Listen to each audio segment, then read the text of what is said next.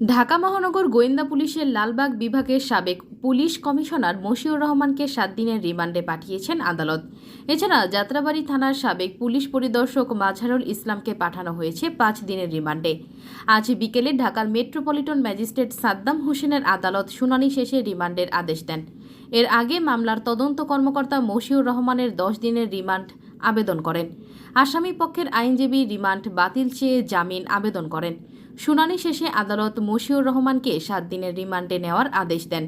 অন্যদিকে ঢাকার metropolitan magistrate Tahmina হকের আদালত মাদ্রাসা ছাত্রকে গুলি করে হত্যার অভিযোগের মামলায় যাত্রাবাড়ী থানার সাবেক পুলিশ পরিদর্শক মাজহারুল ইসলামের 5 দিনের রিমান্ড আদেশ দেন।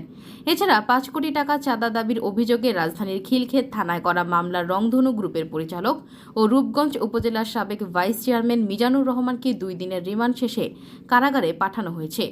আজ বিকেলে ঢাকার মেট্রোপলিটন ম্যাজিস্ট্রেট সাদ্দাম হোসেন তাকে কারাগারে পাঠানোর আদেশ দেন।